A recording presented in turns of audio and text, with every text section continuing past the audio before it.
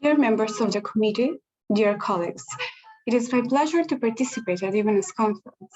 It is amazing how even in these unprecedented times and conditions, we academics, researchers, and scientists manage to find ways and platforms to share novel ideas, gain new insights, and discuss current issues.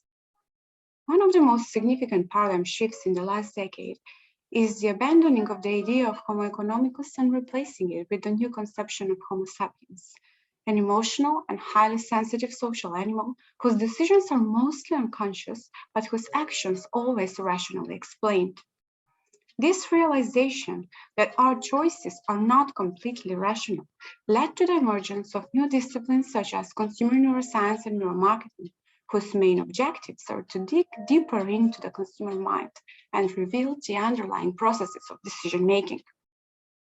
Related to the implementation of neuroscience knowledge for specific marketing goals, neuromarketing is considered as a more practical field, while consumer neuroscience aims to generate deeper insights into consumer memory, emotions, preferences, judgments, and decisions.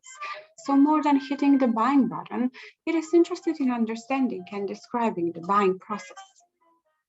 Over the last 10 years, research has shown that the old model of human being characterized by an infinite capability to make rational and optimal decisions is certainly flawed, and consumer decisions are driven by at least two dominant processes: the conscious experience and the unconscious ad hoc valuation of immediate options.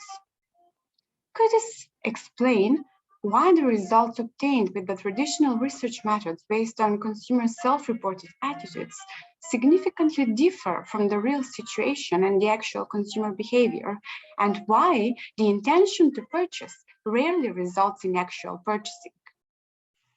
Do respondents, thinking rationally, really intend to buy the product, but the final decision is unconscious and results in different behavior, or do they say what is expected from them to say? Recent studies of decision-making came up with perplexing findings. Brain activation, predating the experience of the actual choice-making, accounts for most of the actual choice. As a result of thorough examination of the existing literature, my paper offers a review of the most significant findings in the field of neuromarketing and leads us to answer the question: are we finally really opening the black box of consumer behavior, or are we just confirming the already known and obvious? Do we finally have an access to the unconscious mind?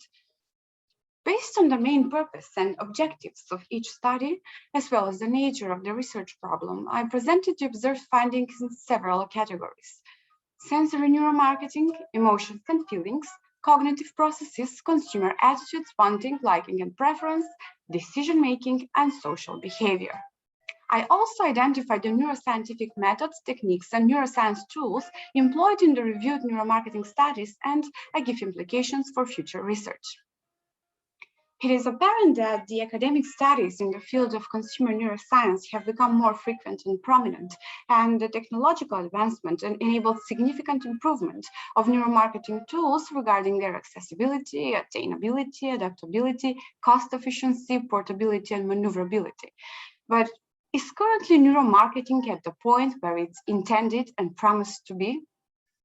Many academics and practitioners like Eddy 2011, Solness and colleagues 2013, Jordao and colleagues 2017, and Ramsoy 2019 are still quite skeptical or pessimistic regarding its heretofore achievements and future potential.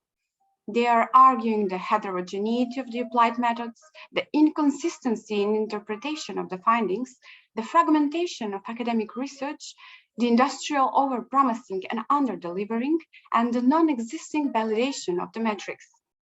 Other scholars perceive neuromarketing as a refined additional tool to the traditional research, with a potential to predict consumer behavior, Stanton and colleagues 2016, for example, and some affirm groundbreaking studies indicating neuromarketing potential to create value for consumers, boost sales, and generate profits.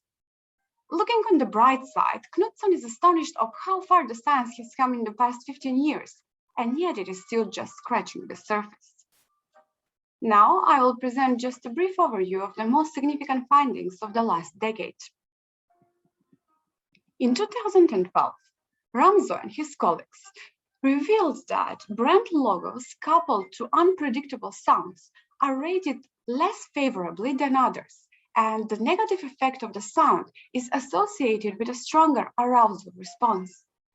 Important part of the brain involved in the regulation of bodily responses such as pupil dilation or facial expression or pulse, respiration or sweating is the amygdala.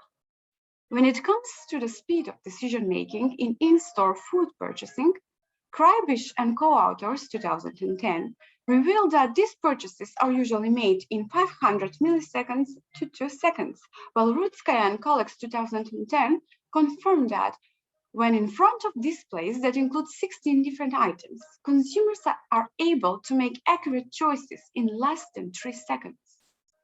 Miloslavljevic and colleagues 2011 demonstrate that consumers are able to identify 2 different food brands and choose the one they prefer in just 313 milliseconds. Packages perceived as attractive or aesthetic activate brain regions related to reward processing, namely medial prefrontal cortex and nucleus accumbens, as Feynman and colleagues 2010 noted. Burns and Moore in 2012 revealed that brain activation within the nucleus accumbens correlates with future sales data. According to Rudskaya and colleagues 2011, items located in the center of the screen are 60% more likely to be chosen, while Hernandez and colleagues 2017 revealed that information in items placed at the bottom right corner receive less visual attention. Several studies revealed ambivalent nature of brain structures. So the ventral striatum can not only be seen as a reward structure, and the amygdala cannot be seen as a specifically feared structure, but it is also a reward structure. Hallenbrand and colleagues in 2013 found that brand names suggesting the main benefit are more effective.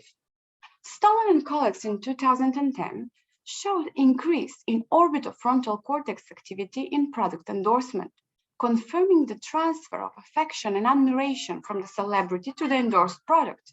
And Madariaga and colleagues 2020 revealed that regardless of metaphor type, ads with metaphors evoke more positive reactions.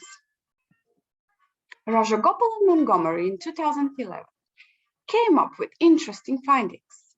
Consumer exposure to an imagery-evoking ad creates false memory of prior product exposure, causing alteration in attitudes. Berridge and Robinson, 2016, posit that brain circuitry mediating the psychological process of wanting a particular reward is dissociable from circuitry that mediates the degree to which it is liked. Incentive salience, or wanting, a form of motivation, is generated by large and robust neural systems that include mesolimbic dopamine, while liking, or the actual pleasurable impact of reward consumption, is mediated by smaller and fragile neural systems and is not dependent on dopamine. Mishra and Mishra, 2010, posited that by influencing specific neurotransmitters, one could potentially influence the individual consumer preference or the ability to make decisions. Interested in the process of decision-making, Lee and colleagues 2010 indicated a group of active brain regions, dorsolateral prefrontal cortex in relation to working memory, insula and posterior cingulate cortex activated in emotional states, while the ventromedial prefrontal cortex is correlated with both working memory and emotional responses. Wu and colleagues in 2012 confirmed the association of ventral striatal activity with positive arousal effect and anterior insular activity with negative arousal and arousal in general, showing that external inputs influence consumer choice by eliciting anticipatory effect, thus neural activity could be used to predict financial risk-taking. Another interesting finding is that repeatedly imagining the consumption of food leads people to reduce the actual consumption as well as the desire for food. This reveals that the difference between the actual human experience and the mental representation of the experience may be much smaller than previously assumed. Providing the first direct evidence that the intense pleasure experienced when listening to music is associated with dopamine activity in the mesolimbic reward system, including both dorsal and ventral striatum, Salimpour and colleagues 2011 revealed that music can arouse feelings of euphoria and craving, similar to tangible rewards that involve the striatal dopaminergic system. The number of fixations on alternative in the decision-making process is another common area of interest. Chosen alternatives receive more fixations, longer first fixation duration, and longer first dwell. The last decade abounds in neuromarketing research focused on consumer behavior and decision-making, from the effect of price on the appeal and enjoyment of products like Vatinov and colleagues 2016, Garros and colleagues 2016, Bogomolova and colleagues 2015, Carmarker and colleagues 2015, to branding effects, Plasman and colleagues 2012, and individual responses, predictive abilities of market performance, Christoforou and colleagues 2017, Shen and Morris 2016, Boxam and Schmidt 2015, Tomochovsky and colleagues 2014, Burns and Moore 2012, to advertising effects, Reynolds and Phillips 2018, and additionally providing solid evidence on the crucial role of emotional processes in consumer decision-making. In 2011, Dole and colleagues provided evidence from which a premise for exploring the interaction between genetics and environment in decision-making research was born. Solid body of evidence that even complex and important economic choices are sometimes made automatically without attention to products and in the absence of explicit deliberation is provided by Touche and colleagues in 2010, who investigated the predictability of consumer choices from brain responses regarding unattended products. Activation patterns in the insula and the medial prefrontal cortex were found to predict these choices under high and low attention processing. One extraordinary case of successful use of neuromarketing to generate increase in requests and sales is the study of the effectiveness of the UN refugee charity ad. The test revealed that increased negative emotions, higher salience for the call to action, inclusion of more dramatic scenes, and synchronized animation with the voiceover can generate higher involvement. The new ad resulted in plus 237% in number of people that subscribe for the testamentary legacy and plus 553% in legacy calls. Complex processes involved in the social behavior rely on a particular network of brain regions comprising superior temporal sulcus, temporal parietal junction, medial prefrontal cortex, and precuneus. The social context modulates decision-making, and during the last decade, several studies have investigated how this particular process happens and how social cognition and perception are integrated at a neural level. Lean and colleagues 2012 expand Alexander and Brown's assumption 2011 that medial prefrontal cortex works as an action outcome predictor concerned with learning and predicting the likelihood of outcomes associated with actions, revealing that this brain region is active in creating value signals in a social context. It is found that striatum responds to social rewards, and when social targets differ from the existing expectations, the firing of dopamine neurons indicates that prediction error occurs. Moreover, social norms can influence the social stimuli value, specifically modifying nucleus accumbens and the orbital frontal cortex activity, as Zaki and colleagues 2011 noted. In 2015, Pozharliev and colleagues confirmed the effect of social influences on purchase decisions by observing changes in LPP components during purchasing decision-making in presence of other people. In 2014, Ramzoy and Skov conducted the first study revealing the effect of individual preference on the clarity of conscious perception. Their novel and unexpected findings show that subjective brand preference alters the likelihood that a brand name would be consciously seen, and brand names holding positive or negative preference are seen more clearly, whereas the effect is stronger for positive preference. Interested in consumer willingness to pay, Herbst and colleagues 2015 introduced a novel neuroscience-based approach to willingness to pay for renewable energy named neuropricing, and revealed that consumers are willing to pay about 15% more for green products. When it comes to the technological advancement of neuromarketing tools over the past 10 years, it has to be noted that the number of innovative tech companies has also significantly increased. For example, in 2017, Immersion Neuroscience developed the InBand, an armband that can measure brain oxytocin level related to emotional engagement by tracking the cadence of the vagus nerve that controls the heartbeat. This tool was later used in numerous studies, 2018 Super Bowl and cost effectiveness of M&M's human commercial. Moreover, eye tracking software and tools became more accessible, less expensive, and easily maneuvered. On the other side, facial expression measurements such as face reader binoculars are easy to use, save valuable time and resources, and could be easily integrated with eye tracking and physiology data, which offers an integrative approach, clear insight into the emotional effect of different marketing stimuli.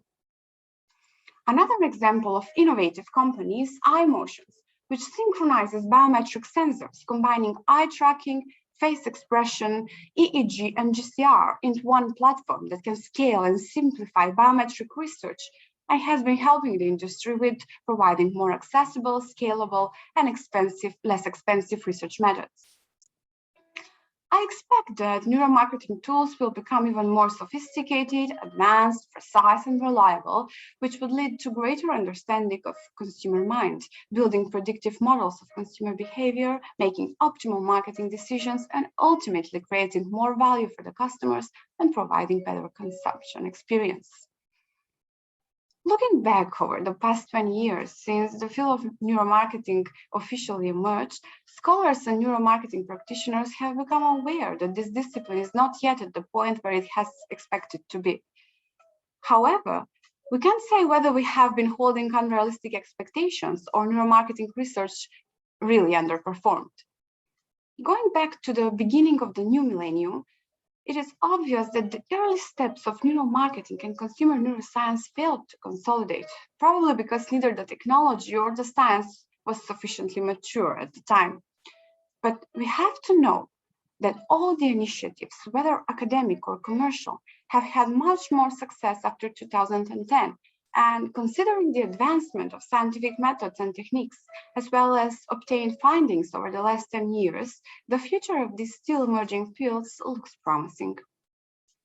Even more importantly, the number of studies able to predict market performance, number of sales, and general product popularity has been constantly increasing. I believe that neuromarketing research is still far from achieving its peak, but it is definitely promising and worth investing all required resources in it, in terms of money, technology, time, human capital, passion, and hope.